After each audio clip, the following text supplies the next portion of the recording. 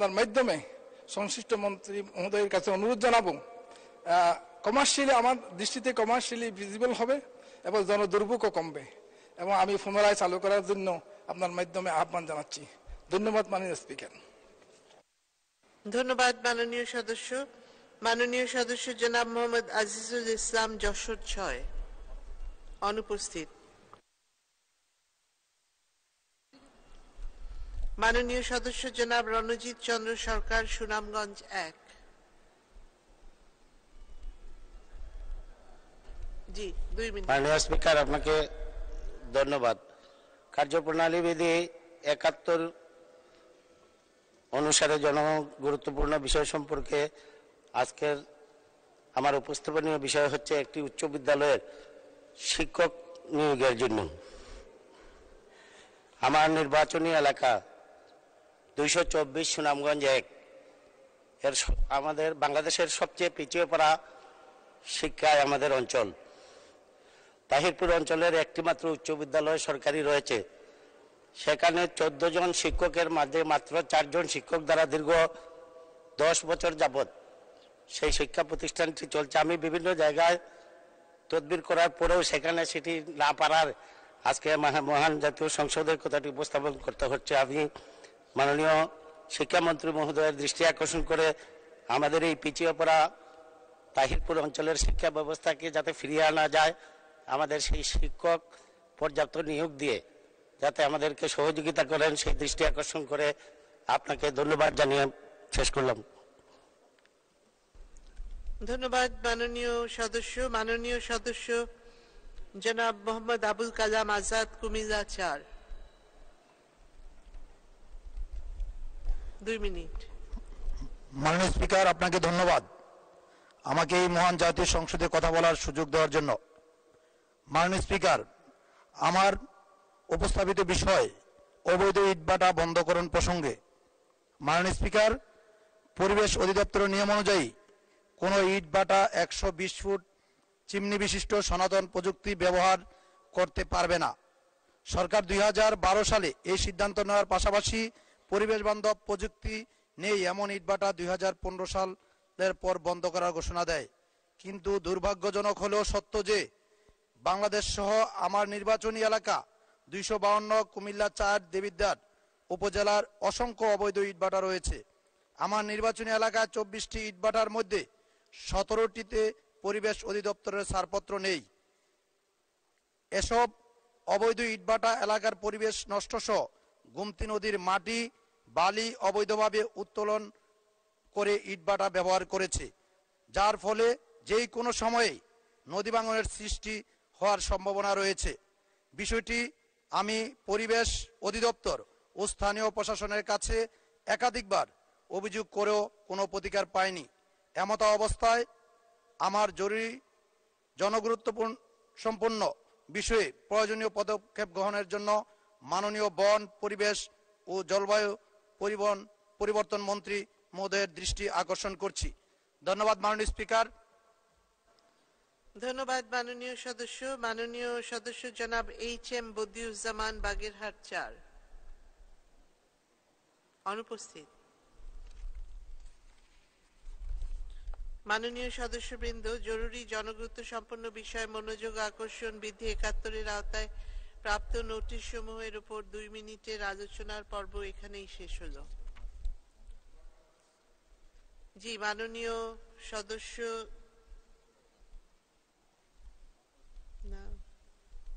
আব্দুল লতিফ সিদ্দিকী, টাঙ্গাইল ৪। মাননীয় স্পিকার, আপনাকে ধন্যবাদ। আমি একটি মানবিক কিন্তু দুঃখজনক বিষয়ের জন্য দাঁড়িয়েছি। মাননীয় স্পিকার, রাষ্ট্র অবসরপ্রাপ্ত শিক্ষকদের অবসর ভাতা দেওয়ার একটি কমিটি করেছে এবং অবসরপ্রাপ্ত শিক্ষকদের শিক্ষা কল্যাণ ট্রাস্ট করেছে।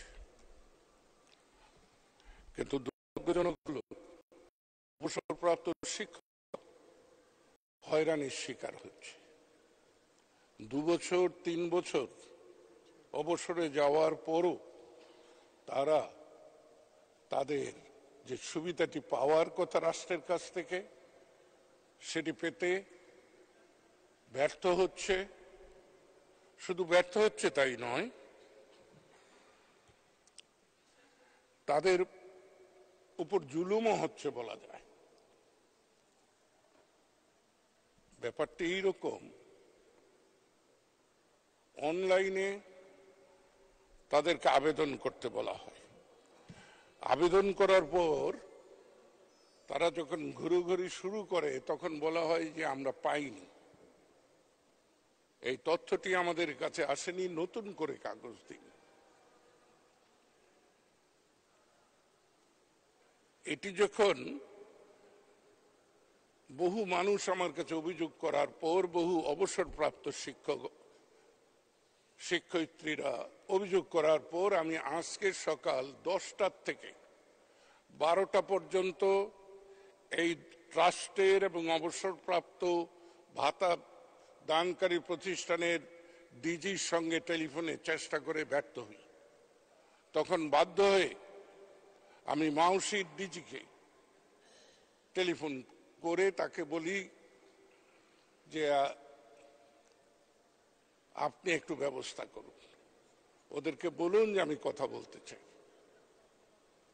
তো বেলা 1টার সময় আমি কল্যাণ ট্রাস্টের ডিজির টেলিফোন পাই। তিনি বলেন যে এগুলো অনেক জটিল ব্যাপার হয়ে গিয়েছে আর আমরা একটু পলায়নী মনোভাব দেখাচ্ছি, কারণ আমাদের কাছে অর্থের অভাব। তবে আপনাকে আনন্দের সঙ্গে জানাচ্ছি যে মাননীয় প্রধানমন্ত্রী আমাদেরকে এই সংকট থেকে উত্তরণের জন্য কিছু আর্থিক সুবিধা দিচ্ছেন। অতএব যে সমস্যাটি আছে সেই সমস্যাটি হয়তো তাড়াতাড়ি সমাধান হবে। সে কারণেই আমি মাননীয় স্পিকার আজকের এই পয়েন্ট অফ অর্ডারে দাঁড়িয়েছি যে এই সংসদে একটা সিদ্ধান্ত নেওয়া হোক, যারা অবসরে গিয়েছেন তারা বয়স্ক শিক্ষক এবং নারী শিক্ষক যারা, তাদের পক্ষে গ্রাম, প্রত্যন্ত গ্রাম থেকে ঢাকা শহরে এসে, এই মেট্রোপোলে এসে তাদের তদবির করা সবসময় সম্ভব হয় না। সেজন্য এই ভাতা বা কল্যাণ ট্রাস্টের যে দান, এটি যেন সহজে অবসরপ্রাপ্ত শিক্ষকরা পেতে পারে, সেজন্য আমি মাননীয় স্পিকার আপনার মাধ্যমে এই সংসদের নেতা, রাষ্ট্রের রাষ্ট্রনায়ক প্রধানমন্ত্রী শেখ হাসিনার কাছে বিনীতভাবে অনুরোধ জানাচ্ছি। মাননীয় স্পিকার, আপনাকে ধন্যবাদ। ধন্যবাদ মাননীয় সদস্য। মাননীয় বিরোধী দলীয় চিফ হুইপ জনাব মুজিবুল হক। আমি খুব দুঃখের সাথে একটি বিষয় আপনার দৃষ্টি আকর্ষণ করছি। যে বিষয়টা বলবো সেটা আপনিও জড়িত, সংসদ নেতা জড়িত, 350 জন এমপির মধ্যে 349 জন এমপি জড়িত, শুধু একজন ছাড়া। আমাদের এই হাউসের একজন মাননীয় সদস্য, নামটা বলতে চাই না, তিনি নতুন নির্বাচিত হয়েছেন। তিনি ফেসবুকে কিছু বক্তব্য দিয়েছেন, যে বক্তব্যটা আমরা সবাই এফেক্টেড। যেমন 1 নম্বর তিনি বলেছেন জনগণের উদ্দেশ্যে যে আপনারা কি জানেন এমপিরা কত বেতন পায়? তারা তো এটা বলে না, গোপন করে। তিনি বলেছেন যে 1,72,000 টাকা বেতন তিনি পেয়েছেন। মানে স্পিকার, আমরা কত বেতন পাই এটা তো লুগানি কিছু নাই, এটা ওয়েবসাইটে গেলে পাওয়া যাবে। দেন তিনি বলেছেন যে এই 3 মাসের মধ্যে, জানেন 3 মাসের মধ্যে আমি 28 কোটি টাকা পেয়েছি। 28 কোটি টাকা কিভাবে পেলেন? যে 3 কোটি টাকা পেয়েছেন গম টমের জন্য আর 25 কোটি টাকা পেয়েছেন রাস্তার জন্য। বলছে আপনি জানেন যে 3 মাসে আমি 28 কোটি টাকা পেয়েছি। মানে স্পিকার, এই যে 28 কোটি টাকা পেয়েছেন, এই কথা যে বলছেন, এই টাকা কি আমি পেয়েছি? আপনি মানে স্পিকার এমপি আপনি কি পেয়েছেন? মানে সংসদ নেতা প্রধানমন্ত্রী তিনি কি পেয়েছেন? কারণ এই আমাকে কিন্তু ইতিমধ্যেই ওই ফেসবুক দেখে অনেকে বলছেন যে 25 কোটি টাকা পাইছেন, এই টাকা কই? তিনি বলছেন যে 25 কোটি টাকা তিনি পেয়েছেন, আমরা তো পাই নাই। মানে স্পিকার আপনি জানেন যে বর্তমান সরকার গত কয়েক বছরও আমাদেরকে এমপিদেরকে সুযোগ দিয়েছিলেন যে স্থানীয় সরকার মন্ত্রণালয়ে প্রতি বছর 4 কোটি করে 5 বছরে 20 কোটি, এইবার বলেছেন 5 বছরের জন্য 25 কোটি টাকার প্রকল্প নাম দেওয়ার জন্য। মানে স্পিকার আমি ক্লিয়ার বলতে চাই যে আগামী 5 বছরে আমরা কয়টা প্রকল্প করব নাম দিছি আমরা, টাকার সঙ্গে তো আমার কোনো সম্পর্ক নাই। এই আমরা নাম দেই, এলজিডি তারা সার্ভে করে, তারা টেন্ডার করে, তারপরে তারা কাজ করে, বাস্তবায়ন করে। কিন্তু মাননীয় সদস্য যেভাবে বলছেন যে আমরা 25 কোটি টাকা আমরা পেয়েছি, শুধু তাই না, তিনি আরো বলেছেন যে এমপি যে তো লাভবান, যদি আগে জানতাম তাহলে আরো আগে এমপি তেমন তো বড় ব্যবসা। মানে স্পিকার আমি আপনাকে বলছি, কারণ আপনি হলেন এই সংসদের গার্ডিয়ান। আমাদের কোনো সদস্য যদি এমন কোনো কথা বলে যে কথায় প্রধানমন্ত্রী মানে স্পিকার সহ 349 জন এমপি সম্পর্কে মানুষের কাছে ভুল বার্তা যাবে, তার সস্তা জনপ্রিয়তা অর্জন করার জন্য যদি এই ধরনের কথা বলে ভুল বার্তা যায়, সেই বিষয়টা আপনি দেখতে পারেন। মানে স্পিকার কিছুদিন আগেও লোকসভাতে আচরণবিধির ভঙ্গের কারণে একজন ওয়েস্ট বেঙ্গলের একজন লোকসভার সদস্য মহিলা, তিনি প্রশ্ন করেছিলেন পার্লামেন্টে, দেখা গেল প্রশ্নটা যে কোন স্বার্থে বিনিময় করেছেন, তার মেম্বারশিপ নাই। আমি আপনাকে বলবো যে আমরা অনেক কথা বলবো, এখানে ডিবেট করব, কিন্তু এমন কোনো কথা বলবো না, বলতে পারি না, অধিকার আমার নাই যে আমার কথা 349 জন এমপি তাদের ইজ্জতে যাবে, তাদের সম্পর্কে মানুষের মধ্যে একটা ভুল বোঝাবুঝি হবে। আপনি আমার কাছে মানে স্পিকার এটা আছে, পুরা রেকর্ডিংটা আছে, ভিডিওটা আছে, আমি আপনাকে পাইতে পারি, আপনি ভিডিও দেখেন, দেখে আমার কথাগুলি যদি মনে হয় আপনার যে ইয়েস আমি যা বলছি এই তার এই কথার কারণে জনগণের কাছে 349 জন এমপি সম্পর্কে ভুল বার্তা গিয়েছে, যদি আপনি এটা মনে করেন তাহলে আপনি গার্ডিয়ান হিসেবে সেই সংসদ সদস্যকে ডেকে আপনি তাকে কি করবেন এটা আপনি একটা ব্যবস্থা নেবেন, এটা আমার অনুরোধ। মাননীয় স্পিকার আপনাকে ধন্যবাদ। ধন্যবাদ মাননীয় বিরোধী দলীয় চিফ হুইপ, আপনাকে ধন্যবাদ। মাননীয় মৎস্য ও প্রাণী সম্পদ মন্ত্রী জনাব মোহাম্মদ আব্দুর রহমান। মাননীয় স্পিকার, আপনাকে অসংখ্য ধন্যবাদ। আমি আজকে একটা ভিন্ন প্রসঙ্গে একটু কথা বলতে চাই। আজকে আমাদের সেই 7ই মে গণতন্ত্র পুনরুদ্ধারের দিন। 2007 সালে আজকের গণতন্ত্রের মানস কন্যা বঙ্গবন্ধু কন্যা শেখ হাসিনাকে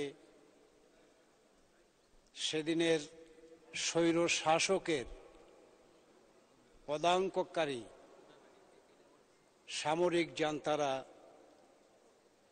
গ্রেপ্তার করেছিল এবং অন-11 এই দেশে সৃষ্টি হয়েছিল। লক্ষ্য ছিল মাত্র একটি,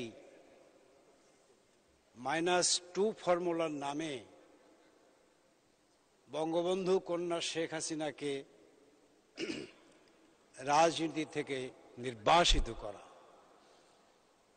এবং শেখ হাসিনাকে রাজনীতি থেকে নির্বাসিত করে এই দেশে চিরদিনের মতো এই গণতন্ত্রে অভিযাত্রায়, এই গণতন্ত্রের গলা টিপে হত্যা করবার ষড়যন্ত্রে মেতে উঠেছিল। মাননীয় স্পিকার, যথার্থ অর্থেই বঙ্গবন্ধু কন্যা সেদিন বঙ্গবন্ধুর কন্যার পরিচয় দিয়েছিলেন। তাকে বিদেশ থেকে বাংলাদেশের মাটিতে আসবার জন্যে নানা ধরনের বাধা প্রদান করা হয়েছিল এবং তিনি যাতে দেশে আসতে না পারেন সেই জন্য সমস্ত এয়ারলাইন্সকে বলা হয়েছিল তাকে যেন টিকিট দেওয়া না হয়, তিনি যেন ফেরত না আসতে পারেন। কিন্তু বাংলার লক্ষ কোটি মানুষের হৃদয়ে যেই শেখ হাসিনার স্থান, বাংলার লক্ষ কোটি মানুষের প্রাণের স্পন্দন বঙ্গবন্ধু কন্যা শেখ হাসিনা, তিনি চ্যালেঞ্জ ছুড়ে দিয়ে বলেছিলেন যে কোনো অবস্থাতেই আমার মাটিতে আমি ফিরে যাব। পৃথিবীর এমন কোনো শক্তি নাই যেই শক্তি আমার দেশে আমার যাবার যাত্রা বন্ধ করতে পারে। সেদিন তিনি আমাদের সাহসিকা জননী হিসাবেই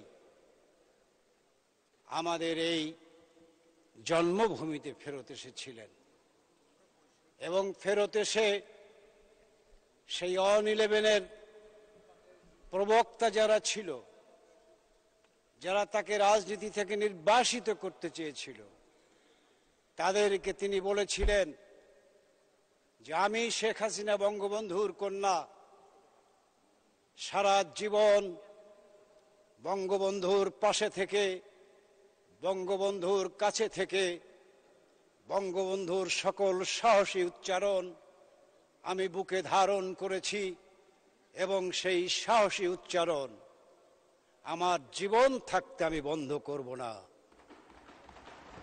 তোমরা আমাকে গ্রেফতার করতে পারো,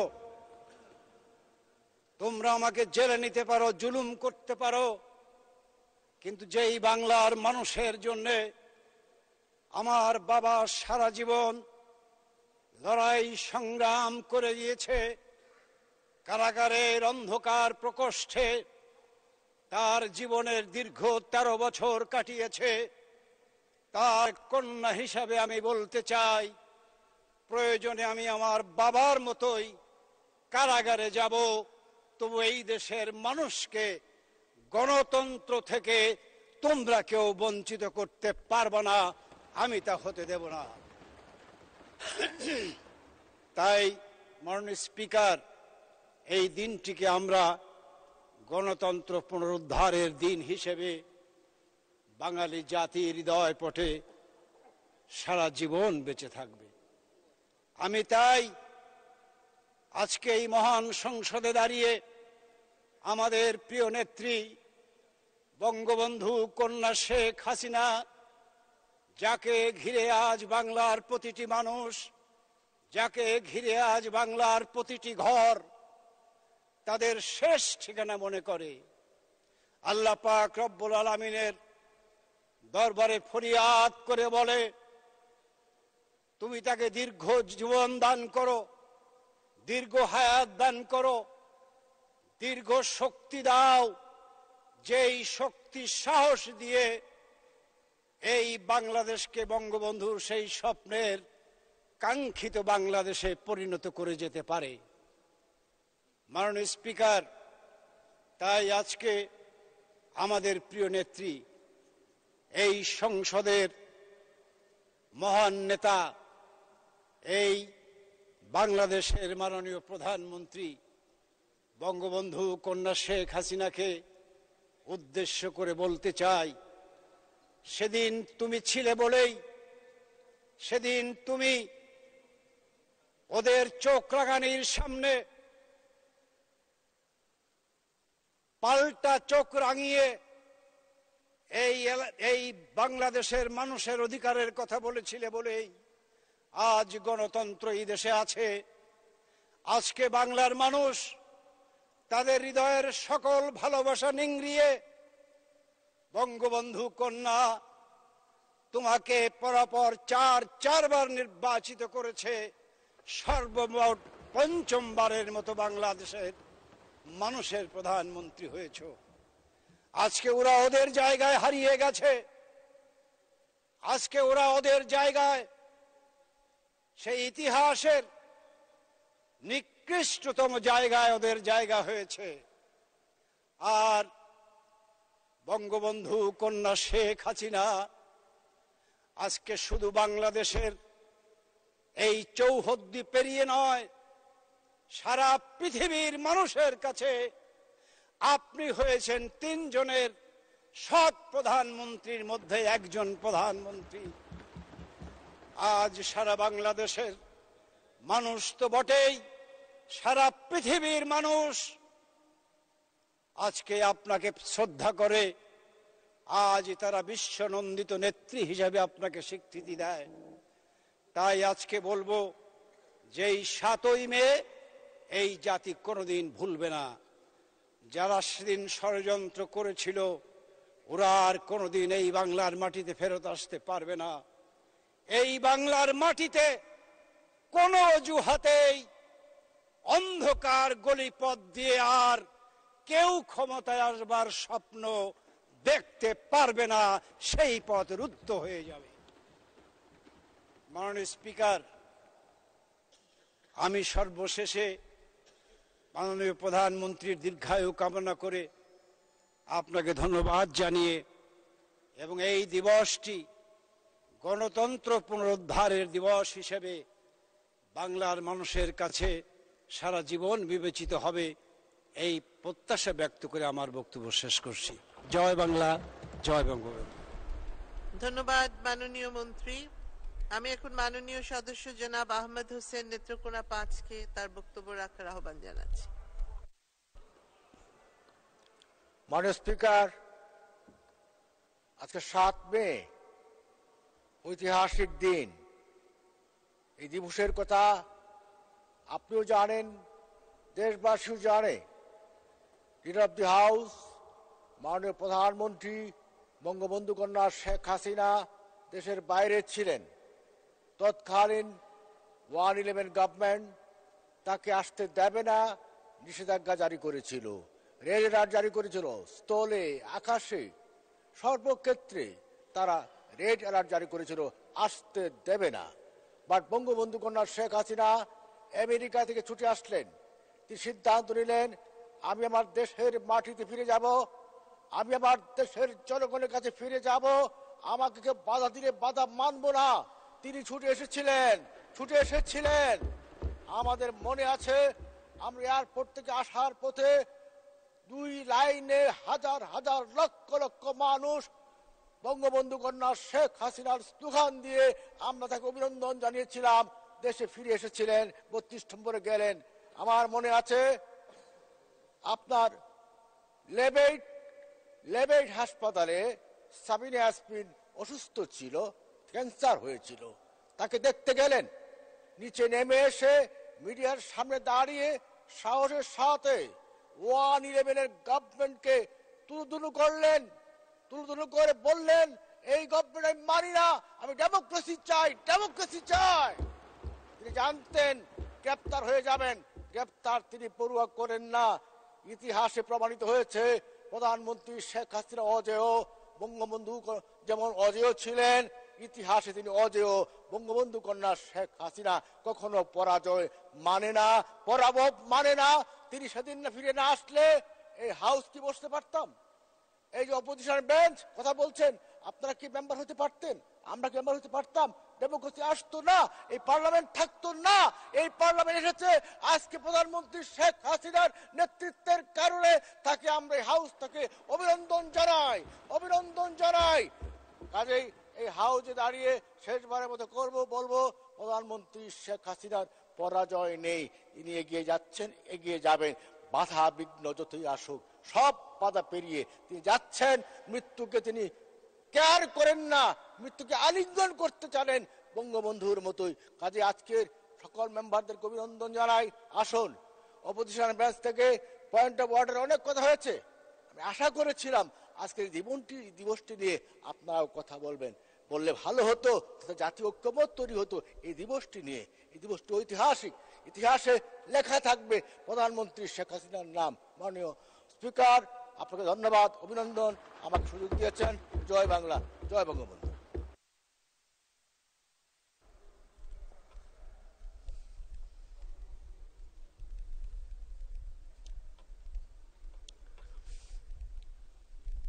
মাননীয় প্রধানমন্ত্রী।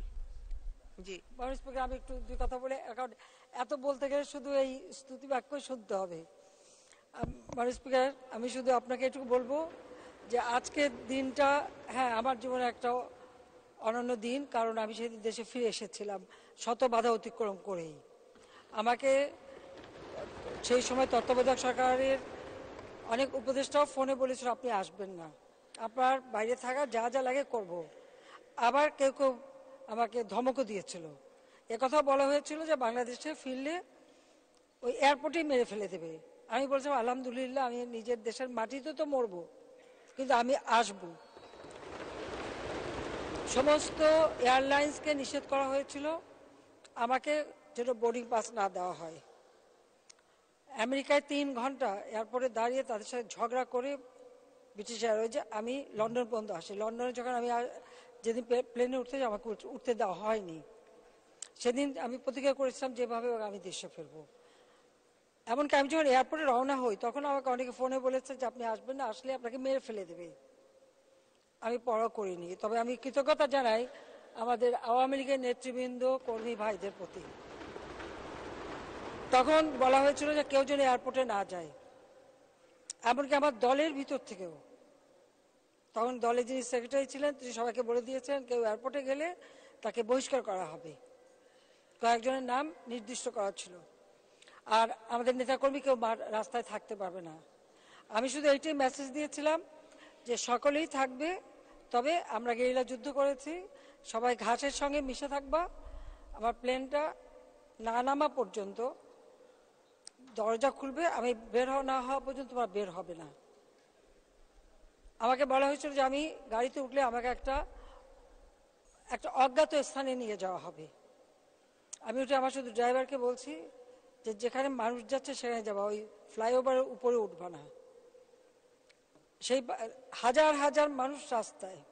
আমি ধন্যবাদ জানাই, কৃতজ্ঞতা জানাই আমার পার্টির নেতা কর্মীদেরকে যে সেই দিন তারা একদিকে সরকারের রক্তচক্ষু উপেক্ষা করেছে, আর একদিকে আমার দলের অভ্যন্তরে কিছু লোকের নিষেধাজ্ঞা অমান্য করে তারা রাস্তায় দাঁড়িয়ে থেকে আমাকে বলতে পারেন এটা সম্বর্ধনা শুধু না, আমাকে নিরাপত্তাও দিয়েছে। আমি বলবো আমাকে নিরাপত্তাও দিয়েছে যে আমাকে কোনো দিকে নিতে না পারে। এরপর থেকে একরকম হাউজার ছিলাম, কাউকে ঢুকতে দিত না। সেই সময় খুব হঠাৎ কালীভদ্র 2-1 জন আসতে পারতো আমার সাথে। এটা ঠিক যে সাবিনা ইয়াসমিন অসুস্থ, আমি অনেকটা গেরিলা কায়দায় বেরিয়ে গিয়েছিলাম, কারণ আমি জানি আমাকে বেরোতে দেবে না। তো আমি সেই পুলিশের চোখ এড়িয়ে আমি সোজা হাসপাতালে চলে যাই। হ্যাঁ, তখন আমি কতগুলি কথা বলেছিলাম, কারণ সেই সময় দেশ চালাচ্ছে কে, সেটাই আমার প্রশ্ন ছিল।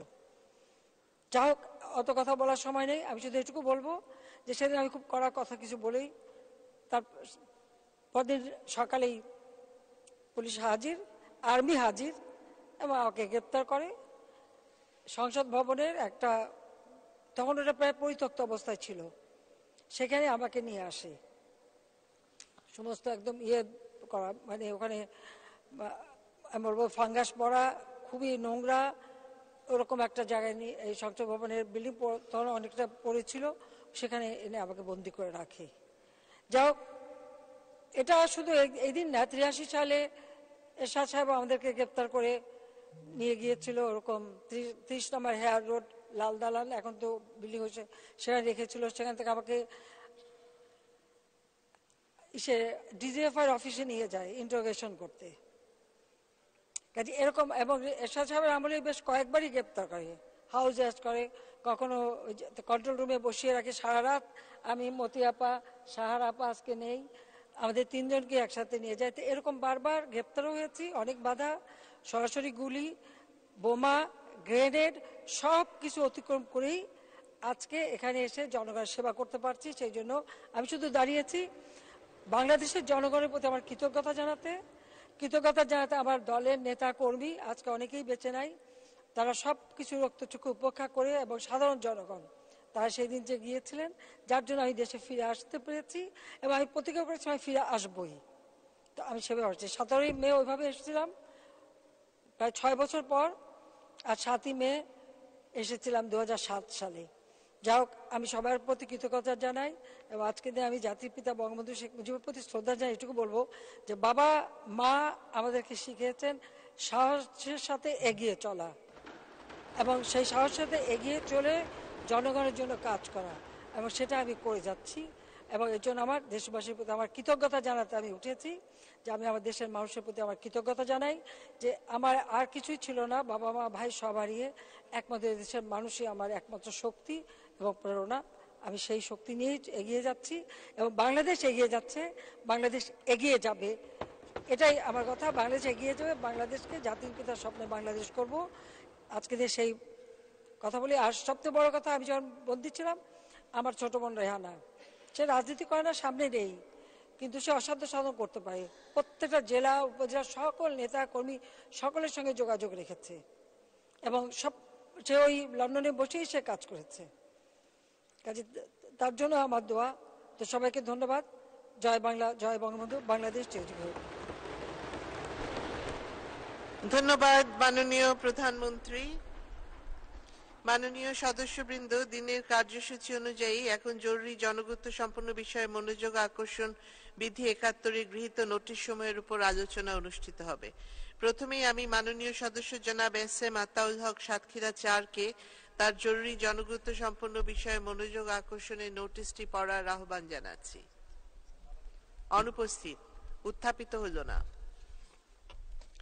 আমি এখন মাননীয় সদস্য জনাব মোহাম্মদ মুজিবুল হক কিশোরগঞ্জ ৩ বিরোধী দলীয় চিফ হুইপকে তার জরুরি জনগুরুত্ব সম্পন্ন বিষয়ে মনোযোগ আকর্ষণের নোটিশটি পড়ার আহ্বান জানাচ্ছি।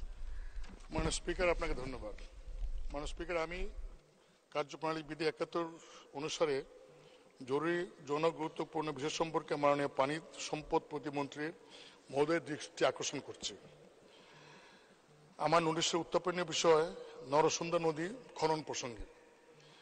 মাননীয় স্পিকার, ১৬৪ কিশোর ৩-এর আমার নির্বাচন এলাকা তারাইল উপজেলার মধ্য দিয়ে নরসুন্দা নদীটি প্রবাহিত।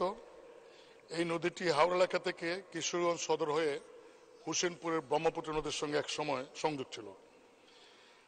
বর্ষাকালে এই নদীতে প্রচুর পরিমাণে পানি থাকে। বড় বড় নৌকা দিয়ে এই নদী দিয়ে চলাচল করে এবং নৌকা যুগে গ্রামের মানুষ, বিশেষ করে হাওড়া এলাকার মানুষ এবং ব্যবসায়ীরা তারাইল বাজারে এসে তারা হাট বাজার করেন। শুকনো মৌসুমে নদীতে পানি থাকে না, এতে মানুষের জন্য যাতায়াত এবং ব্যবসায়ীরা পরিবহন করতে অনেক সমস্যার সম্মুখীন হন এবং বিশেষ করে হাওড়া এলাকার কয়েকটি উপজেলার নেত্রকোনা এবং হবিগঞ্জ সহ কয়েকটি উপজেলার মানুষ এই তারাইল হয়ে ঢাকায় আসে। শুকনো সময় নদীতে পানি না থাকার কারণে ওই কয়েকটা উপজেলার মানুষ রাজধানীর সঙ্গে যোগাযোগ করতে পারে না। তাই আমি নরসুন্দা নদীটি চৌগাঙ্গা হইতে নীলগঞ্জ ভায়া তারাইল সদর পর্যন্ত খনন করার জন্য মাননীয় প্রতিমন্ত্রী মহোদয়ের দৃষ্টি আকর্ষণ করছি। ধন্যবাদ মাননীয় স্পিকার। ধন্যবাদ।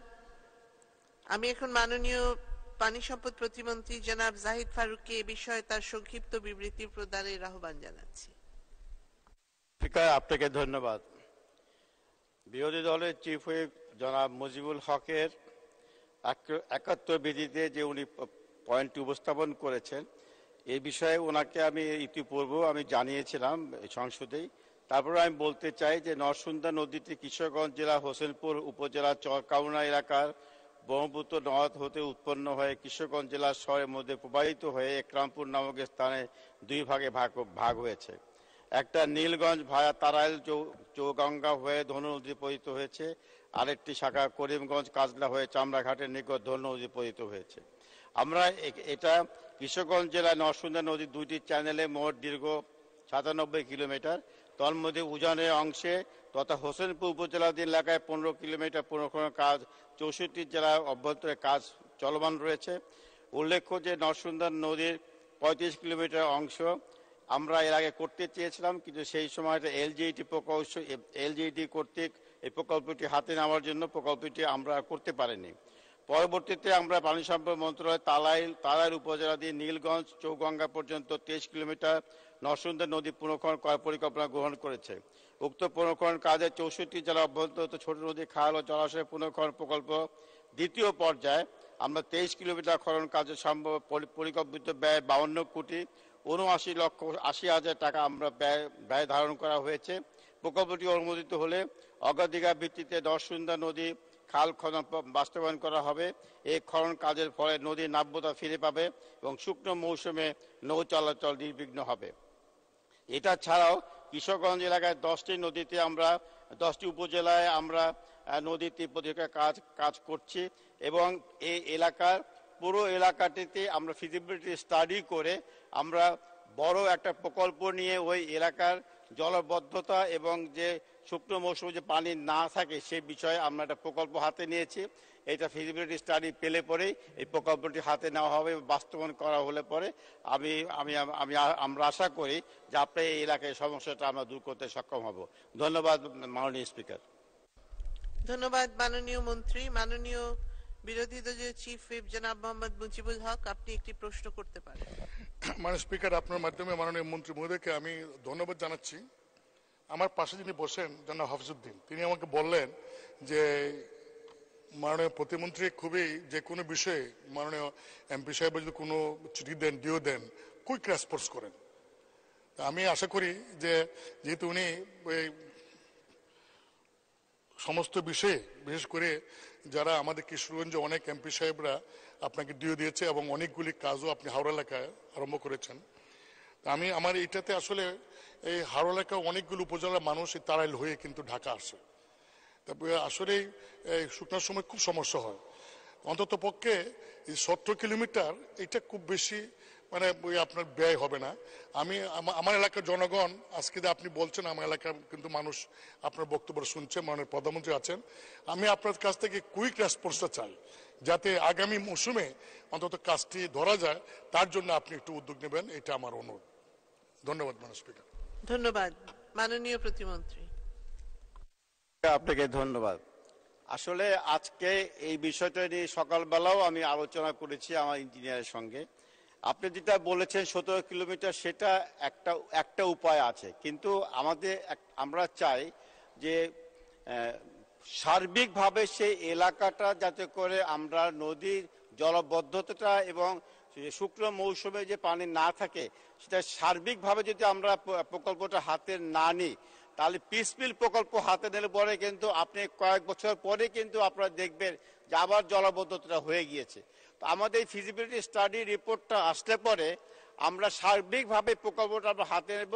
আমি আপনাকে আশ্বস্ত করতে চাই, আমি এই কাজ শুরু করে দেওয়ার পরে আপনার এলাকাতে আমি যাব, কাজ চলমান অবস্থা আপনার এলাকায় যাব এবং সম্পূর্ণ হওয়ার পরেও আপনার এলাকাতে যে আমরা কাজটা উদ্বোধন করব। আপনাকে আমি আশ্বস্ত করতে চাই, আপনি আমার উপর আস্থা রাখতে পারেন। ধন্যবাদ মাননীয় স্পিকার। ধন্যবাদ মাননীয় মন্ত্রী। আমি এখন মাননীয় সদস্য জনাব ABM রুহুল আমিন হাওলাদার পটুয়াখালী 1-কে তার জরুরি জনগুরুত্ব সম্পন্ন বিষয়ে মনোযোগ আকর্ষণের নোটিশটি পড়ার আহ্বান জানাচ্ছি। বিসমিল্লাহির রহমানির রহিম। মাননীয় স্পিকার, আপনাকে ধন্যবাদ। মাননীয় স্পিকার, কার্যপ্রণালী বিধির 31 বিধি অনুসারে 71 বিধি অনুসারে আমার জরুরি জনগুরুত্বপূর্ণ উত্থাপনী বিষয় পটুয়াখালী সদর উপজেলার লাউকাঠি নদীর উপর নূতন বাজার লাউকাঠি এবং গুলশাখালী নদী খালের হাট কেওড়াবুনিয়া পয়েন্টে 2টি সেতু নির্মাণ প্রকল্পে। মাননীয় স্পিকার, আমার নির্বাচনী এলাকায় 3টি উপজেলা, 25টি ইউনিয়ন ও 1টি পৌরসভার সমন্বয়ে গঠিত। ভোটার সংখ্যা 5 লক্ষাধিক। ছোট বড় 12টি নদী এই নির্বাচনী এলাকা দিয়ে প্রবাহিত হয়েছে। এর মধ্যে পটুয়াখালী জেলা 7টি নদী বেষ্টিত।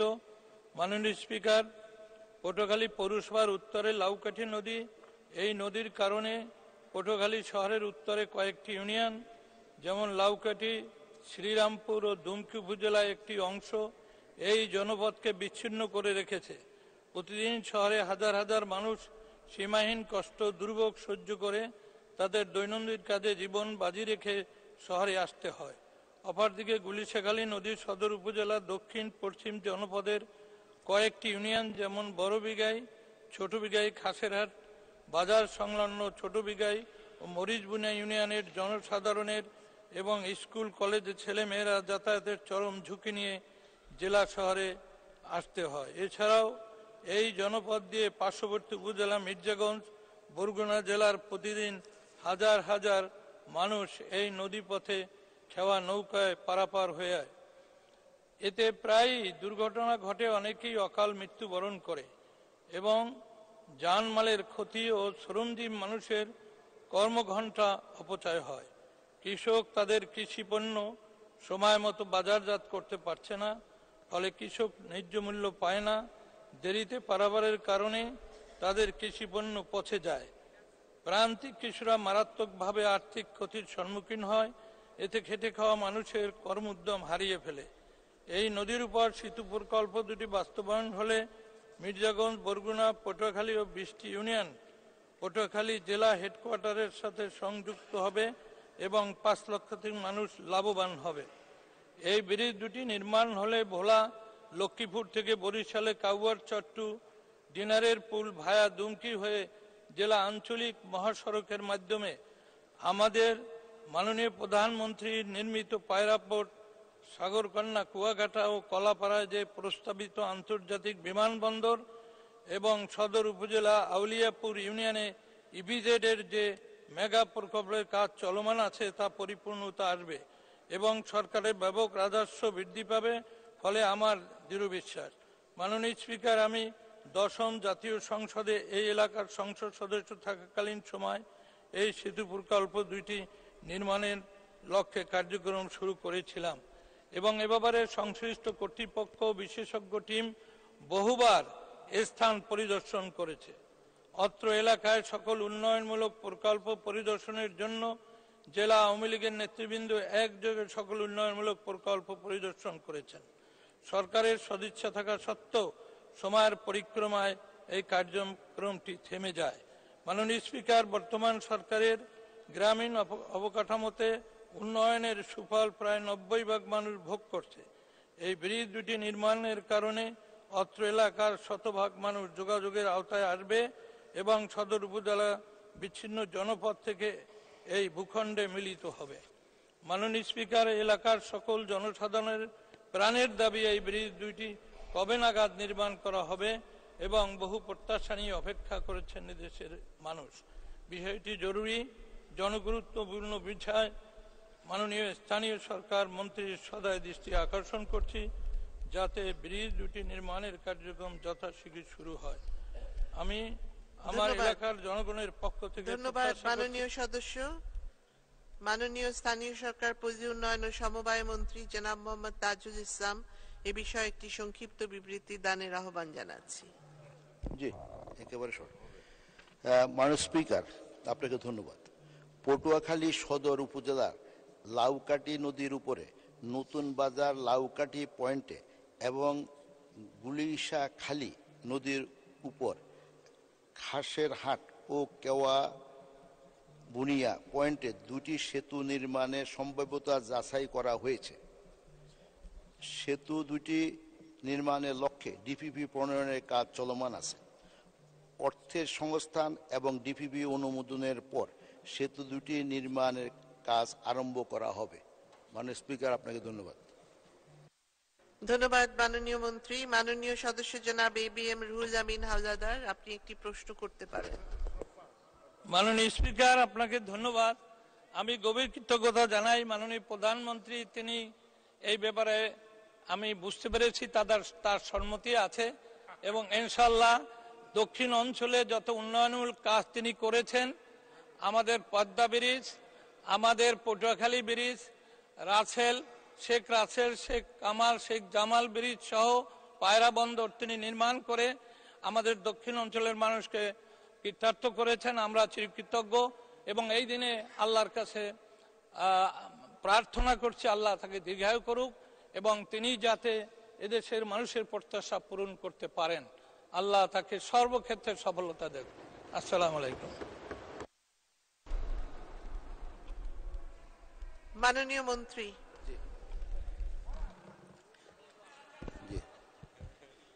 মাননীয় স্পিকার, আপনাকে ধন্যবাদ। আমার মনে হয় মাননীয় সংসদ সদস্য যার পর নাই খুশি হয়েছেন। আমি তার সাথে দু একটি কথা যোগ করে আমার বক্তব্য শেষ করব। জাতির জনক বঙ্গবন্ধু শেখ মুজিবুর রহমান বাংলার মানুষকে অকৃত্রিমভাবে ভালোবাসতেন এবং তার স্বপ্ন ছিল যে একটি সুখী সমৃদ্ধশালী সোনার বাংলা প্রতিষ্ঠিত করবেন। বঙ্গবন্ধুর অবর্তমানে আমাদের প্রিয় নেত্রী বাংলাদেশের মাননীয় প্রধানমন্ত্রী আমাদেরকে নির্দেশ দিয়েছেন এবং পরিকল্পনাটি এমনভাবে নিয়েছেন সারা বাংলাদেশে কোস্টাল এরিয়া, হিলি এরিয়া এবং প্রত্যন্ত অঞ্চল এবং যে এলাকায় কম উন্নয়ন হয়েছে, যে এলাকা বেশি হয়েছে, সবগুলোকে বিবেচনায় নিয়ে একটা পরিকল্পিতভাবে উন্নয়ন করছেন বলে আজকে আমার মাননীয় সংসদ সদস্য যে প্রশ্নটি উত্থাপন করেছেন, কিন্তু এই কারণে আমরা কিন্তু এর মধ্যেই এই কাজটি ওনার চাহিদা পূরণ করার জন্য আমরা কাজটা আরম্ভ করেছি। অর্থাৎ মাননীয় প্রধানমন্ত্রী বাংলাদেশের সর্বত্র সব জায়গাকে বিবেচনায় নিয়েই একটি লক্ষ্যমাত্রা স্থির করেছেন 2041 সালে উন্নত বাংলাদেশ, এবং সেই লক্ষ্যে আমাদের কাজ চলছে। আমি আশা করি মাননীয় সংসদ সদস্য এবং তার এলাকার মানুষ ওনার উপরে অনেক আস্থা এবং বিশ্বাস রেখে যে ওনাকে সংসদ সদস্য বানিয়েছেন, এবং সেজন্য আমি মনে করি তার উপর আস্থা আরও বৃদ্ধি পাবে। মাননীয় স্পিকার, আপনাকে ধন্যবাদ। ধন্যবাদ মাননীয় মন্ত্রী। মাননীয় সদস্যবৃন্দ, দিনের কার্যসূচি অনুযায়ী এখন আইন প্রণয়ন কার্যাবলী। আমি এখন মাননীয় স্থানীয় সরকার, পল্লী উন্নয়ন ও সমবায় মন্ত্রী জনাব মোহাম্মদ তাজুল ইসলামকে স্থায়ী কমিটি কর্তৃক সুপারিশকৃত আকারে গ্রাম আদালত সংশোধন বিল 2024 অবিলম্বে বিবেচনার প্রস্তাব উত্থাপনের আহ্বান জানাচ্ছি। মাননীয় স্পিকার, আপনাকে ধন্যবাদ। আমি মোহাম্মদ তাজুল ইসলাম, স্থানীয় সরকার, পল্লী উন্নয়ন ও সমবায় মন্ত্রী, প্রস্তাব করছি যে গ্রাম আদালত আইন 2006-এর অধিকৃত সংশোধনকল্পে আনিত বিলটি গ্রাম আদালত সংশোধন বিল 2024 স্থায়ী কমিটি কর্তৃক সুপারিশিত আকারে অবিলম্বে বিবেচনার জন্য গ্রহণ করা হোক। মাননীয় স্পিকার, আপনাকে ধন্যবাদ। ধন্যবাদ মাননীয় মন্ত্রী। মাননীয় সদস্যবৃন্দ, এই বিলটির উপর জনমত যাচাইয়ের প্রস্তাব এনেছেন মাননীয় সদস্য জনাব মোহাম্মদ মুজিবুল হক, কিশোরগঞ্জ 3, জনাব হাফিজউদ্দিন আহমেদ, ঠাকুরগাঁ 3 এবং পঙ্কজনাথ, বরিশাল 4। এই বিলটি বাছাই কমিটিতে প্রেরণের প্রস্তাব দিয়েছেন মাননীয় সদস্য জনাব মোহাম্মদ মুজিবুল হক, কিশোরগঞ্জ 3, জনাব হাফিজউদ্দিন আহমেদ, ঠাকুরগাঁ 3 এবং জনাব পঙ্কজনাথ, বরিশাল 4। জনমত যাচাইয়ের প্রস্তাব, বাছাই কমিটিতে প্রেরণ সম্পর্কিত প্রস্তাব এবং বিলটির সাধারণ নীতি সম্পর্কিত আলোচনা একই সাথে অনুষ্ঠিত হবে। আমি এখন নোটিশদাতা মাননীয় সদস্যগণকে তাদের প্রস্তাবের পক্ষে বক্তব্য রাখার আহ্বান জানাচ্ছি। মাননীয় সদস্য এবং বিরোধী দলীয় চিফ হুইপ জনাব মোহাম্মদ মুজিবুল হক, কিশোরগঞ্জ 3, আপনার সময় 2 মিনিট। মাননীয় স্পিকার, এই গ্রাম আদালত আইন 2006-এর যে আইনটা, সেই আইনটাতে মাননীয় মন্ত্রী 6টি সংশোধনী এবং 2টি নতুন অনুচ্ছেদ যোগ করার জন্য প্রস্তাব দিয়েছেন। স্পিকার, এই আইনটার সাথে গ্রামের সকল মানুষের একটা সম্পৃক্ততা আছে, কারণ গ্রাম যে এই আদালত আইন বা গ্রাম আদালত, এটা ইউনিয়ন পরিষদের চেয়ারম্যানের মাধ্যমে পরিচালিত হয় এবং ইউনিয়ন পরিষদ সদস্য সহ এলাকার মানুষ এই সম্পর্কে এদের সাথে জড়িত। তাই আমার মনে হয় যে যে কয়েকটা সংশোধনী এনেছেন, এই সংশোধনীগুলি কিছু কিছু আছে যেগুলি মানে আমার চোখে মাননীয় মন্ত্রী মনে হয় যে সিভিল লয়ের সঙ্গে সাংঘর্ষিক হবে। যেমন একটা হলো যে 1 নম্বর, কোনো চুক্তি, রসিদ বা অন্য কোনো দলিল মূলে প্রাপ্য অর্থ আদায়ের মামলা, এটা কিন্তু চুক্তি আইনের মধ্যে পড়ে, সিভিল লতে। এইটার সাথে কি চুক্তি আইনের ল অফ কন্ট্রাক্টের কোনো রকম কনফ্লিক্ট হয় কিনা, এই বিষয়টা আমার মনে হয় যে এই বিষয়টা আপনি একটু গভীরভাবে একটু খেয়াল করেন। তারপরে সাথে আছে যে কোনো স্ত্রী কর্তৃক তার বকেয়া ভরণ পোষণ আদায়ের মামলা। মানে স্পিকার, ভরণ পোষণের জন্য তো আলাদা আইনই আছে, ভরণ পোষণ আদায়ের জন্য আলাদা সিভিল ল আছে, সেটা এই পারিবারিক আদালতে আইন আছে, সেখানে মামলা হয়। ভরণ পোষণে যে সাধারণত দেখা যায় যে কোনো মহিলা, বিবাহিত নারী তার ভরণ পোষণ সহ তার ডাওয়ার মানির জন্য যদি প্রয়োজনে তিনি পারিবারিক আদালতে যান। এখন এই ইউনিয়ন পরিষদের অধীনে, বিশেষ করে এই যে এই আইনের অধীনে গ্রাম আদালতে যদি এই চ্যাপ্টারটা রাখা হয়, 1 মিনিট, মনে হয় যে এইটাও বোধহয় মাননীয় মন্ত্রী, আমার ধারণা একজন লয়ার হিসেবে, এটাও বোধহয় এই মূল যে পারিবারিক আইন, ওই আইনের সাথে আমার মনে হয় যে সাংঘর্ষিক হবে। এই দুইটা বিষয় 1 এবং 7 এই দুইটা বিষয় সিভিল লর সঙ্গে বা বিদ্যমান আইনের সঙ্গে সাংঘর্ষিক হয় কিনা এই বিষয়টা আপনি একটু চিন্তা করে আমার মনে হয় এই আইনটা পাশ করেন। মাননীয় স্পিকার, আপনাকে ধন্যবাদ। ধন্যবাদ। মাননীয় সদস্য জনাব হাফিজউদ্দিন আহমেদ ঠাকুরগা 3, 2 মিনিট। মাননীয় আপনাকে ধন্যবাদ। মাননীয় আইনটি হলো অনেক পুরাতন আইন, আবার সংশোধনে নিয়ে এসছেন। আমরা বারবার আইন পাস করি, আবার সংশোধনে আসে মানুষেরা, সেটা স্বাভাবিক। আমার কথা হলো যে আজকে গ্রাম্য আদালত বিল পাস হচ্ছে, এখানে সদস্য হলেন মহিলা সদস্য যারা, তারা এই 60 জনের মধ্যে 2 জন পুরুষ 2 জন মহিলা এখানে সদস্য হবেন। মাননীয় স্পিকার, সবচেয়ে আসল কথা কি, এই যে ইউনিয়ন পরিষদের মহিলা মেম্বার যারা হয়েছেন তাদের নির্বাচনী এলাকা 3টি ওয়ার্ড মিলে তারা একজন নির্বাচিত হয়, আর পুরুষদের জন্য 1টি ওয়ার্ড। মাননীয় স্পিকার, এইটাই এখানে সাংগঠনিক একটা মানে কি বলবো, মহিলাদের উপর বৈষম্য। 3টি ওয়ার্ডে নির্বাচন করে তাকে 3 গুণ কষ্ট করতে হবে, খরচ করতে হবে, তারপরে মহিলা এমপি হবে, মহিলা মেম্বার সদস্য হবে। অথচ পুরুষ 9টা ওয়ার্ডে 9 জন। এই জন্যই তার আবার যখন বরাদ্দ যায়, কোনো কাজকর্ম যায়, তখন দেখা যায় পুরুষরা যা ভাগ পায় তারাও তাই পায়, অনেক সময় কমও পায়, অথচ তাদের নির্বাচনী এলাকা অনেক বেশি। এই জিনিসটা একটা বৈষম্য। আইনটার মধ্যে বৈষম্য হলে উনি বলছেন যেখানে 3,75,000 ছিল 3 লাখ, এখন মানুষ মহারণায় একটা বিয়ের যে কোনো মহারণা 5 লাখ 7 লাখ 10 লাখ 20 লাখ মহারণা মানুষের হয়। সেই জন্যই এই 3 লক্ষ টাকা দিয়ে এখানে কি বিচার করবেন বা কি করবেন, সেই জন্যই আমি বলতে চাই যে বিলটি ফেরত নিয়ে গিয়ে সবগুলো যাচাই বাছাই করে পুনরায় সংসদে নিয়ে আসুক, এটি আমার প্রস্তাব। মানুষের আপনাকে ধন্যবাদ। ধন্যবাদ মাননীয় সদস্য। মাননীয় সদস্য জনাব পঙ্কজনাথ বরিশাল 4, 2 মিনিট। মাননীয় স্পিকার, আপনাকে ধন্যবাদ। মাননীয় স্পিকার, কথা বলার শুরুতেই আজকে 7ই মে শহীদ আসুল্লাহ মাস্টার এই সংসদের সদস্য ছিলেন, যাকে হাওয়া ভবন আর খোয়াব ভবন থেকে পরিকল্পনা করে হত্যা করা হয়েছিল জননেত্রী শেখ হাসিনার একজন বিশ্বস্ত কর্মী। তার স্মৃতির প্রতি শ্রদ্ধা জানাই। 7ই মে বঙ্গবন্ধু কন্যা মৃত্যু ভয়কে জয় করে দেশে ফিরে এসেছিলেন। গণতন্ত্র উত্তরণী যাত্রায় তার সাহসী উদ্যোগ, সে কারণেই তাকে কারাগারে যেতে হয়েছে, নির্যাতন ভোগ করতে হয়েছে। সেখানেও তাকে কারাগারেও তাকে স্থল পর্যন্ত করে হত্যা ষড়যন্ত্র হয়েছিল। সেটিও জয় করে মানুষের কল্যাণে, মানুষের ভালোবাসা শিখত জননেত্রী শেখ হাসিনা আজকে বাংলাদেশকে বিশ্বের উন্নত মডেলে পরিণত করেছেন। মাননীয় প্রধানমন্ত্রীর প্রতি আমাদের শ্রদ্ধা, কৃতজ্ঞতা, তার দীর্ঘায়ু কামনা করি। আমি মাননীয় প্রধানমন্ত্রী এবার স্বতন্ত্র সংসদ সদস্য এখানে দাঁড়িয়ে আইনটা পড়তে গিয়ে যদি খটকা লেগেছে, আমার নির্বাচনী এলাকায় 2টি ঘটনার জন্য আমি নোটিশটা দিয়েছি। সেটি হচ্ছে যে যেমন এখানে ইউনিয়ন পরিষদের চেয়ারম্যান সাহেব হবেন গ্রাম আদালতের প্রধান, যদি ওই ইউনিয়ন চেয়ারম্যান সাহেব বিতর্কিত থাকেন। যেমন আমার মেহেন্দিগঞ্জের একটা ইউনিয়ন আন্ধারমানিক ইউনিয়নের চেয়ারম্যান, তিনিও জনপ্রতিনিধি, লোকাল গভর্নমেন্ট বডির পার্ট, একজন চৌকিদারকে পিটিয়ে হাত ভেঙে ফেললেন। থানায় পুলিশ মামলা নিল না, কোর্টে মামলা হলো, পুলিশ তদন্ত করে রিপোর্ট দিল, চার্জশিট দিল। কোর্টে যাওয়ার আগেই চেয়ারম্যান খালাস পেয়ে গেলেন। অর্থাৎ সেই চেয়ারম্যান কিন্তু তার বিরুদ্ধে যে মামলা কগনিজেন্স নেওয়া হলো, তিনি হাইড করে গেলেন।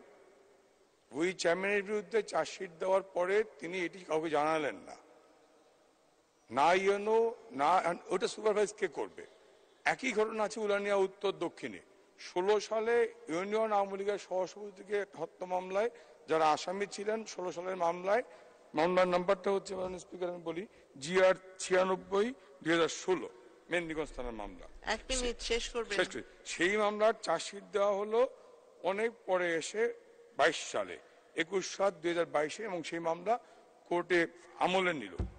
আমলে নেওয়ার পরে এই 22 থেকে আজকে 24, এই সময়টায় কেউ জানে না, আমরা তো জানার কথাই না, ইউনিয়ন চেয়ারম্যান বা পরিষদ, ইউনিয়ন সচিব বা ইউনো কেউ জানে না। যখন এক পর্যায়ে বাদী এসে মন্ত্রণালয়ের দৃষ্টি আকর্ষণ করলেন, মন্ত্রী মহোদয় এই ইউনিয়ন পরিষদের বিদ্যমান আইনে 34 ধারায় স্পষ্ট উল্লেখ থাকার পরেও তিনি কেন জানি সেটি পাঠিয়ে দিলেন আইন মন্ত্রণালয়ের মতামতের জন্য। এখন যেই চেয়ারম্যান তার নিজের দ্বন্দ্ব, নিজের অপরাধ গোপন করে রাখেন, তিনি কিভাবে ওই একটা গ্রামীণ আদালতের চেয়ারম্যান হবেন? আমি সেই কারণেই বলেছি এই বিষয়টি ওই বিকল্প কোনো ভাবনা আছে কিনা, বিকল্প কোনো পথ আছে কিনা, সেটি জনমত জরিপে পাঠানো যেতে পারে, অথবা আরেকটু বৃহৎ ভাবনা রেখে একেবারেই ফরমাইশি ব্যুরোক্রেসি দিয়ে যেখানে ক্যাটাগরিক্যালি ইউনিয়ন পরিষদ আইনে বলা আছে 34 ধারায় যে চার্জশিট বুক। জি ধন্যবাদ, ধন্যবাদ। জি আপনাকে ধন্যবাদ। মাননীয় স্থানীয় সরকার পল্লী উন্নয়ন ও সমবায় মন্ত্রী জনাব মোহাম্মদ তাজুল ইসলামকে তার বক্তব্য রাখার আহ্বান জানাচ্ছি।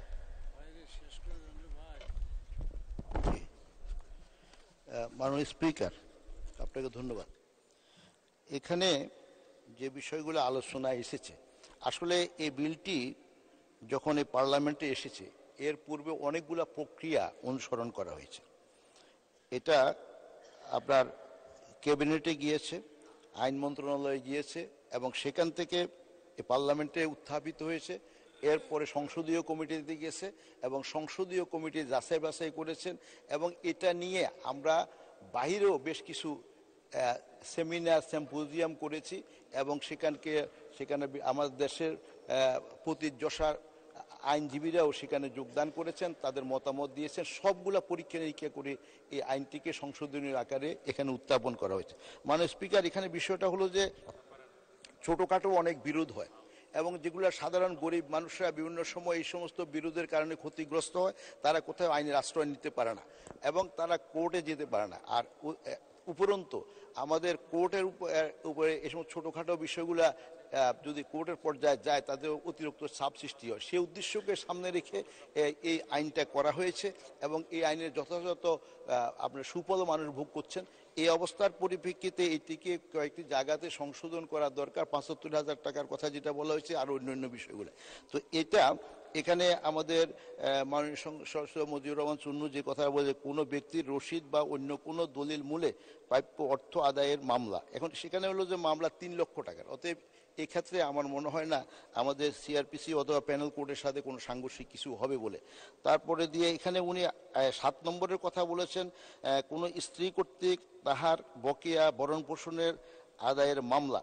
এখানে বলা আছে, ব্যাখ্যা দেওয়া হয়েছে, এই ক্রমিকে বর্ণিত বিধান অন্য যে কোনো আইনে প্রদত্ত প্রতিকারের অতিরিক্ত হিসাবে গ্রাম আদালতের মাধ্যমে নিষ্পত্তিযোগ্য হইবে এবং বলবৎ অন্য কোনো আইনের এখতিয়ার খর্ব করিবে না। অতএব কেউ যদি অন্য কোনো আপনার বিষয়ে অন্য কোনো আদালতে যেতে চান, তার যদি সক্ষমতা থাকে, তাহলে এক্ষেত্রে এই আইনে কোনো বাধা সৃষ্টি করবে না। অতএব আমার মনে হয় না যে এখানে এ বিষয়ে আর কোনো বিতর্ক থাকবে। আর এখানে একটি প্রশ্ন এসেছে যে আমাদের চেয়ারম্যান, এখন ইউনিয়ন পরিষদের বিভিন্ন চেয়ারম্যান সাহেবরা, আমরা এখানে মাননীয় সংসদ সদস্যরা জনগণ কর্তৃক নির্বাচিত ক্ষমতাপ্রাপ্ত হয়েছে আইন প্রণয়নের জন্য। তো এখন সংসদ সদস্যদের কারো যদি কোথাও কোনো রকম ডিসক্রিমিনেশন থাকে অথবা কারো যদি ব্যক্তিগতভাবে কোনো রকম কোনো কাজের ব্যাপারে কোনো রকম বিতর্ক থাকে, তাই সেক্ষেত্রে তো উনি আইন প্রণয়নের যতক্ষণ পর্যন্ত সংসদ সদস্য আসেন ততক্ষণ পর্যন্ত ক্ষমতা খর্ব করবেন না। আমরা সামগ্রিকভাবে সকল চেয়ারম্যানকে এই কমিটি এই গ্রামের আদালতের সভাপতি হিসাবে বিবেচনা করা হয়েছে। অতএব ২-১ জনের কারণে আমাদের সামগ্রিকভাবে আমরা এই বিষয়টাকে ভিন্ন কিছু চিন্তা করার কোনো সুযোগ নেই। আর এখানে চিন্তা ভালো করে করা হয়েছে এবং আমার মনে হয় এখানে এই চিন্তার কোথাও খুঁটিনাটিগুলোকে বাদ দেওয়া হয়নি আমাদের জানা মতে। তারপরে দিয়ে এখানে ৩ লক্ষ টাকার কথা বলা হয়েছে, ৭ লক্ষ টাকা, ৮ লক্ষ টাকা। আজকে বিভিন্ন ধরনের মানুষের অর্থনৈতিক অবস্থা বৃদ্ধি পেয়েছে এবং বিভিন্ন কারণে হয়তো এই প্রশ্নটা যদি যে আমাদের একজন মাননীয় সংসদ সদস্য হাফিজ সাহেব কথা উত্থাপন করেছেন, কিন্তু আমরা ৭৫,০০০ টাকা থেকে ৩ লক্ষ টাকা আনার জন্য এটাকে বহু আলোচনার পরিপ্রেক্ষিতে যুক্তি হিসাবে বিবেচিত হয়েছে, সে কারণে ৩ লক্ষ টাকা করা হয়েছে। মাননীয় স্পিকার, ওনারা যে প্রস্তাবগুলি উত্থাপন করেছেন আমার মনে হয় যে এগুলা গ্রহণ করার সুযোগ নাই বলে আমি দুঃখ প্রকাশ করছি এবং ওনারা এই ব্যাপারে স্টাডি করেছেন, মতামত দিয়েছেন, এই জন্য ওনাদেরকে ধন্যবাদ জানিয়ে প্রস্তাব গ্রহণ করতে পারছি না বলে আমি দুঃখ প্রকাশ করছি। মাননীয় স্পিকার, আপনাকে ধন্যবাদ। ধন্যবাদ মাননীয় মন্ত্রী। মাননীয় সদস্যবৃন্দ, আমি এখন বিলটির উপর জনমত যাচাইয়ের প্রস্তাবগুলো ভোটে দিচ্ছি। সংসদের সামনে প্রশ্ন হচ্ছে, বিলটির উপর জনমত যাচাইয়ের জন্য মাননীয় সদস্যগণ যে প্রস্তাব দিয়েছেন তা গ্রহণ করা হোক। যারা এই প্রস্তাবের পক্ষে আছেন তারা হ্যাঁ বলুন, যারা এই প্রস্তাবের বিপক্ষে আছেন তারা না বলুন। না জয়যুক্ত হয়েছে, না যুক্ত হয়েছে, না জয়যুক্ত হয়েছে। অতএব বিলটির উপর জনমত যাচাইয়ের প্রস্তাবগুলো না করতে বাছাই কমিটিতে প্রেরণের প্রস্তাব ভোটে দিচ্ছি। সংসদের সামনে প্রশ্ন হচ্ছে, বাছাই কমিটি এর জন্য মাননীয় সদস্যগণ যে প্রস্তাব আছেন তা গ্রহণ করা হোক। যারা এই প্রস্তাবের পক্ষে আছেন তারা হা বলুন, যারা এই প্রস্তাবের বিপক্ষে আছেন তারা না বলুন। না জয়যুক্ত হয়েছে, না জয়যুক্ত হয়েছে, না জয়যুক্ত হয়েছে। অতএব বিলটি বাছাই কমিটিতে প্রেরণের প্রস্তাবগুলো নাকচ হলো। সংসদের সামনে প্রশ্ন হচ্ছে, স্থায়ী কমিটি কর্তৃক সুপারিশকৃত আকারে গ্রাম আদালত সংশোধন বিল 2024 অবিলম্বে বিবেচনার জন্য গ্রহণ করা হোক। যারা এই প্রস্তাবের পক্ষে আছেন তারা হা বলুন, যারা এই প্রস্তাবের বিপক্ষে আছেন তারা না বলুন। হা জয়যুক্ত হয়েছে, হা জয়যুক্ত হয়েছে, হা জয়যুক্ত হয়েছে। অতএব স্থায়ী কমিটি কর্তৃক সুপারিশকৃত আকারে গ্রাম আদালত সংশোধন বিল 2024 অবিলম্বে বিবেচনার জন্য গৃহীত হলো। বিলের দফায় সংশোধনী আনা হয়েছে। বিলের শিরোনাম দফা 4, 7, 8, 9 ও 10 উপর সংশোধনী এনেছেন মাননীয় সদস্য জনাব মোহাম্মদ মুজিবুল হক, কিশোরগঞ্জ 3, জনাব হাফিজউদ্দিন আহমেদ, ঠাকুরগাঁ 3 এবং জনাব পঙ্কজনাথ, বরিশাল 4। আমি এখন মাননীয় সদস্যগণকে তাদের পক্ষে সংশোধনীগুলি উত্থাপন ও 2 মিনিট করে বক্তব্য রাখার আহ্বান জানাচ্ছি। মাননীয় সদস্য জনাব মোহাম্মদ মুজিবুল হক। মাননীয় স্পিকার, মাননীয় স্থানীয় সরকার পল্লী উন্নয়ন সমবায় মন্ত্রী মহোদয় জনাব তাজুল ইসলাম, আমি আপনার দৃষ্টি আকর্ষণ করে বলছি যে আমার নামের সাথে রহমান নাই। মাননীয় মন্ত্রী, আমার নামটা হলো মোহাম্মদ মুজিবুল হক, রহমান নাই। একটু যদি মনে রাখেন খুব ভালো হয়। যাই হোক, মাননীয় স্পিকার, মাননীয় মন্ত্রী মহোদয় তার বক্তব্যে বলেছেন যে এই আইনটি অনেক প্রক্রিয়া করে আসে, যে কোন আইন এটা আমরা জানি। তাই বলে প্রক্রিয়া করে আসলেও তো এইটাও তো একটা প্রক্রিয়া, সর্বশেষ ধাপ। আপনার কথার স্পিরিটে মনে হয়েছে যে এইটার দরকার কি ন, এইটাও একটা ধাপ, সর্বশেষ। দেখা যায় যে অনেক সময় এত প্রক্রিয়া হয়ে আসার পরও এই ধাপে এসে কিছু কিছু অনেক সময় ভুল আমরা পাই রিয়েলি, যেগুলি পরে আপনারাও এগুলি গ্রহণ করেন, এগুলি কারেকশন করেন। এত কিছুর পরেও কিন্তু অনেক সময় ভুল পাওয়া যায়। এই প্রক্রিয়া করে আসলে যে একদম নির্ভুল থাকে তা কিন্তু না।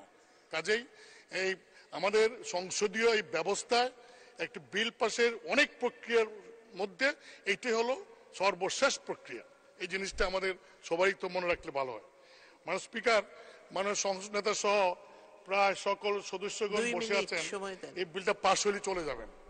আমার অনেকগুলি সংশোধনী, প্রায় 9টা 10টা, যদি পড়ি সময় লাগবে, তা আমি আর পাঠ করলাম না। আপনার অনুমতি নিয়ে আমি এটা এই উপস্থাপন করে রাখলাম। মাননীয় মন্ত্রী যদি কোনো সংশোধনী প্রয়োজন মনে করেন তাহলে গ্রহণ করতে পারেন, মনে না করলে কিছুই করার নাই।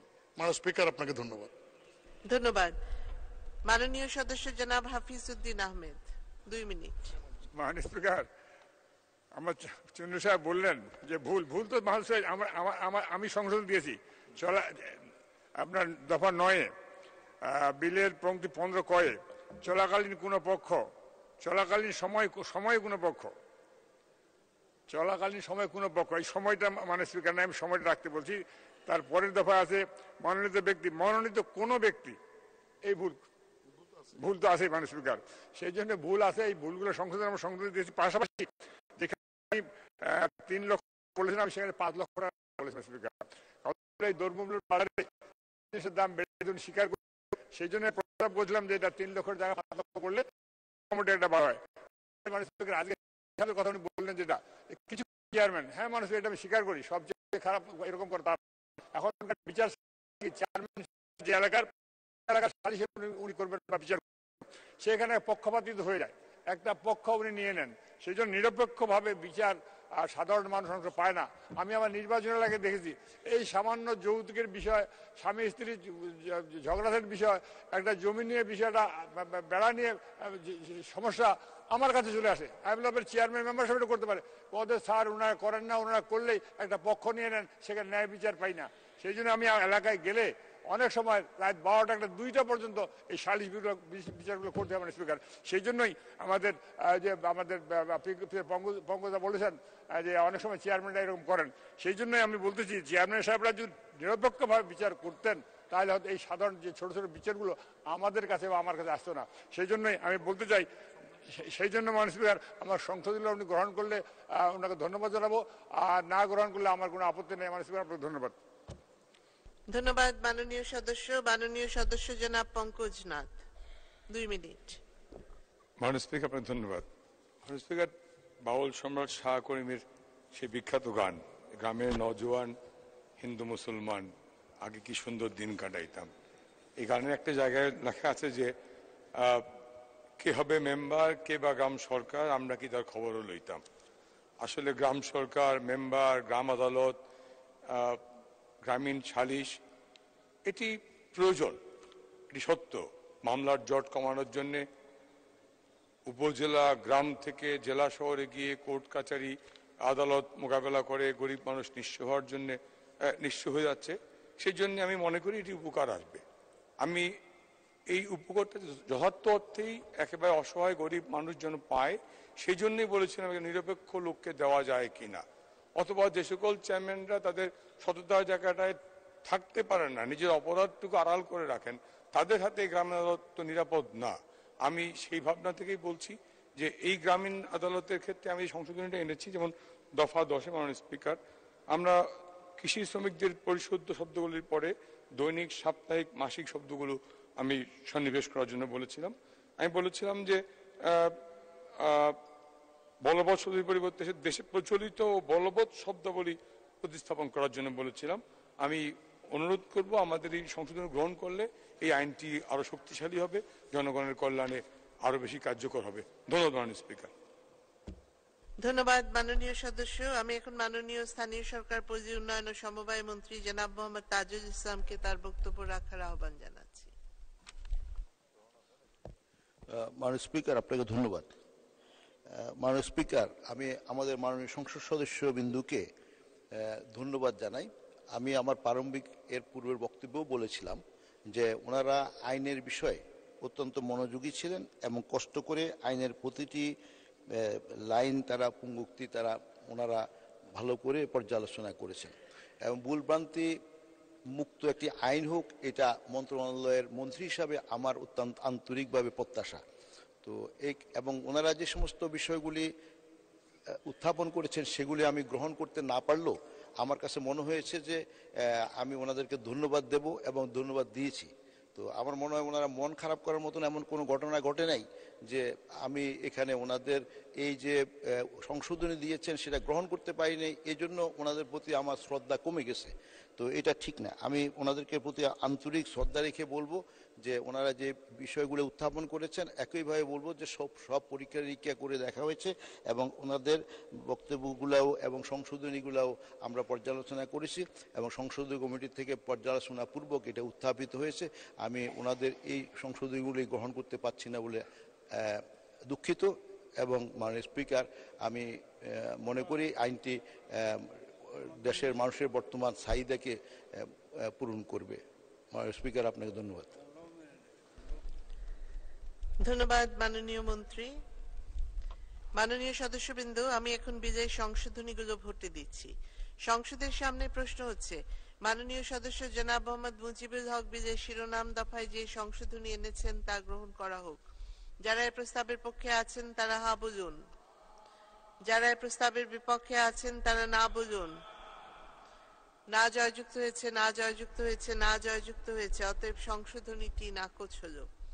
সংসদের সামনে প্রশ্ন হচ্ছে মাননীয় সদস্য জনাব মোহাম্মদ মুজিবুল হক বিজয় 4 দফায় যে সকল সংশোধনী এনেছেন তা গ্রহণ করা হোক। যারা এই প্রস্তাবের পক্ষে আছেন তারা হা বলুন, যারা এই প্রস্তাবের বিপক্ষে আছেন তারা না বলুন।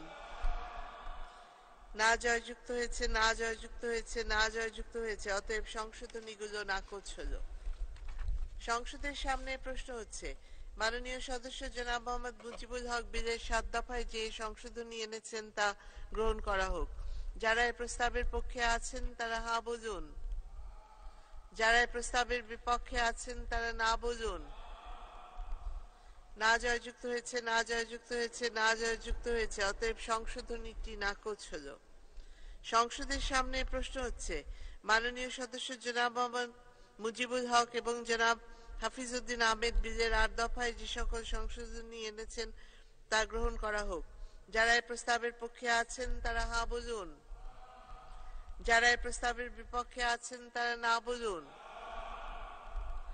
না জয়যুক্ত হয়েছে, না জয়যুক্ত হয়েছে, না জয়যুক্ত হয়েছে। অতএব সংশোধনীগুলো নাকচ হলো। সংসদের সামনে প্রশ্ন হচ্ছে, মাননীয় সদস্য জনাব হাফিজউদ্দিন আহমেদ বিলের 9 দফায় যে সকল সংশোধনী এনেছেন তা গ্রহণ করা হোক। যারা এই প্রস্তাবের পক্ষে আছেন তারা হা বলুন। যারা এই প্রস্তাবের বিপক্ষে আছেন তারা না বলুন। না জয়যুক্ত হয়েছে, না জয়যুক্ত হয়েছে, না জয়যুক্ত হয়েছে। অতএব সংশোধনীগুলো নাকচ হলো। সংসদের সামনে প্রশ্ন হচ্ছে, মাননীয় সদস্য জনাব হাফিজউদ্দিন আহমেদ এবং জনাব পঙ্কজনাথ বিলের 10 দফায় যে সকল সংশোধনী এনেছেন তা গ্রহণ করা হোক। যারা এই প্রস্তাবের পক্ষে আছেন তারা হা বলুন। যারা এই প্রস্তাবের বিপক্ষে আছেন তারা না বলুন।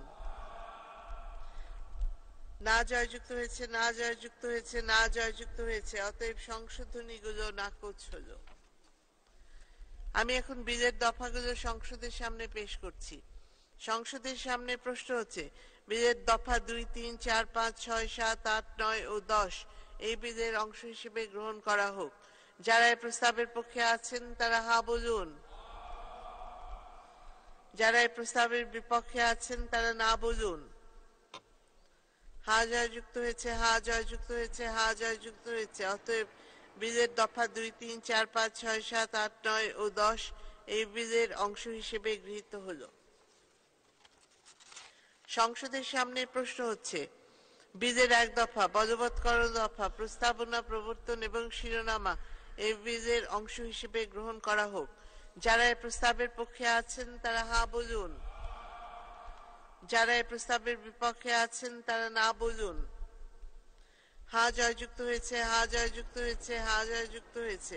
অতএব বিলের 1 দফা বলবৎকরণ দফা প্রস্তাবনা প্রবর্তন ও শিরোনামা এই বিলের অংশ হিসেবে গৃহীত হলো।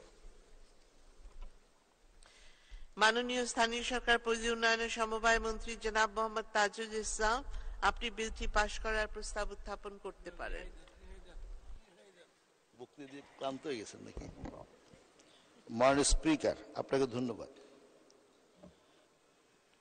আমি মোহাম্মদ তাজুল ইসলাম, স্থানীয় সরকার পল্লী উন্নয়ন সমবায় মন্ত্রী, প্রস্তাব করিতেছে গ্রাম আদালত আইন 2006 অধিগত সংশোধনকল্পে আনিত বিলটি গ্রাম আদালত সংশোধন বিল 2024 স্থায়ী কমিটি কর্তৃক সুপারিশকৃত ও সংসদে স্থিরকৃত আকারে এই মহান সংসদে পাশ করা হোক।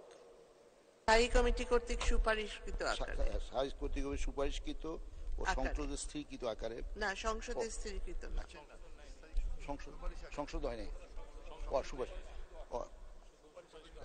স্থায়ী কমিটি কর্তৃক সুপারিশকৃত আকারে এই মহান সংসদে পাশ করা হোক। জি ধন্যবাদ। সংসদের সামনে প্রশ্ন হচ্ছে, স্থায়ী কমিটি কর্তৃক সুপারিশকৃত আকারে গ্রাম আদালত সংশোধন বিল 2024 পাশ করা হোক। যারা এই প্রস্তাবের পক্ষে আছেন তারা হা বলুন।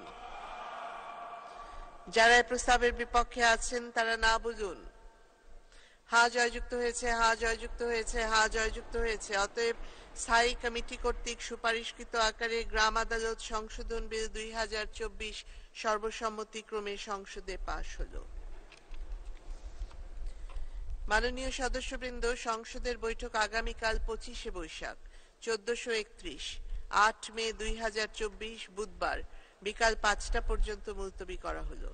আপনাদের সহযোগিতার জন্য আন্তরিক ধন্যবাদ। আসসালামু আলাইকুম। বাংলাদেশ চিরজীবী হোক। জয় বাংলা।